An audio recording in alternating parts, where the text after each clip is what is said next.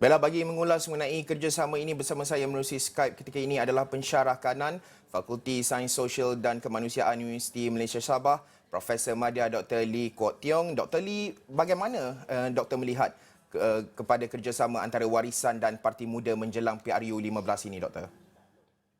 Terima kasih Ashraf. Okay, pertama bagi saya melihat dari segi dua faktor utama, iaitu pertama sekali iaitu Warisan sudah sekian lama ingin bertapak ataupun mengembangkan sayap Warisan ke Semenanjung, itu nombor satu.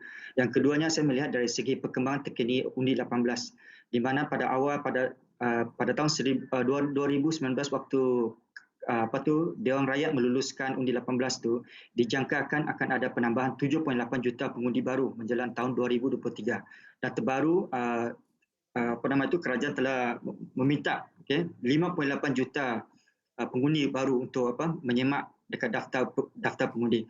Begitupun bagi saya melihat kita jangan expect terlalu tinggi dengan undi muda ini, pengundi undi 18 ni, kerana dijangkakan 60 hingga 70% daripada pengundi baru ini, 5.8 ni sebenarnya adalah pengundi yang sekian lama sudah layak untuk mendaftar sebagai pengundi tetapi belum mendaftar sebagai pengundi. Dr. Lee, melihat sekiranya kerjasama ini terjalin rasminya kelak, adakah ini akan memberi peluang kepada mereka untuk menambah ataupun Warisan untuk menambah kerusi parlimen pada PRU 15, memandangkan Warisan mungkin mempunyai calon yang berpengalaman, manakala Muda juga mempunyai calon orang-orang muda? Okey, untuk tambahan jumlah kerusi itu bagi saya masih lagi subjektif, tetapi yang pasti dengan kerjasama dengan Muda, Warisan ini dapat menarik lebih ramai penyokong-penyokong daripada generasi muda, terutamanya sebab Muda ni dengan ikonnya Sheikh Sadiq itu definitely sudah pastinya boleh menarik sedikit sokongan daripada pengundi-pengundi muda. Doktor, bagaimanapun doktor melihat usaha atau langkah Warisan itu, kerana bagaimana ianya dilihat mampu untuk mengembangkan sayap Warisan pada ketika ini, memberi keyakinan kepada golongan muda terutama di Sabah, Doktor?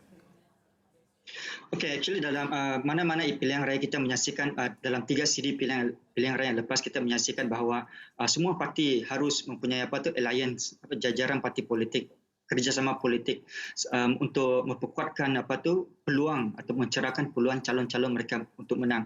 So saya percaya actually langkah Warisan ini bukan saja akan kerjasama dengan Muda, tetapi bagi saya termasuk juga mungkin dalam sedikit masa lagi mungkin dengan Pejuang, dan juga mungkin parti-parti daripada yang sekian lama Pakatan Harapan. Dr. Lee, kalau kita melihat kepada asas penubuhan Parti Warisan ini, kerana sebelum ini langkah penubuhan Parti Warisan itu dasarnya adalah untuk orang-orang di Sabah, penduduk di Sabah, memperjuangkan isu-isu di Sabah, Borneo sebagai contoh. Tetapi kini mereka menukar nama kepada Parti Warisan sahaja. Bagaimana ianya dilihat dapat memberi keyakinan pengembangan sayap Warisan itu bukan sahaja di Sabah untuk golongan muda tetapi juga di negeri-negeri lain termasuk di Semenanjung ini, Doktor? Ya, actually bagi saya dia bergantung kepada naratif yang akan digunakan oleh Warisan nanti, sebab pada asalnya apabila Warisan ditubuhkan, memang Warisan menggunakan identiti parti lokal untuk menarik perhatian pengundi-pengundi daripada Sabah. Dan apabila ada wakil rakyat pada ketika itu seperti macam YB Darul Leking, YD Jung Suong melompat untuk beralih untuk menyertai Warisan, mereka pun menggunakan sentimen parti lokal Sabah. Tetapi pada ketika ini nampak gaya mereka telah expand ke Semenanjung Malaysia. Dengan alasan actually di Semenanjung pun ada juga pengundi-pengundi daripada Sabah. Cuma isunya adalah kita sedia maklum bahawa apakah orang-orang Sabah, penduduk asal dari Sabah di Semenanjung, mereka adalah pengundi di mana pada ketika ini. So saya rasa faktor itu harus diambil kira.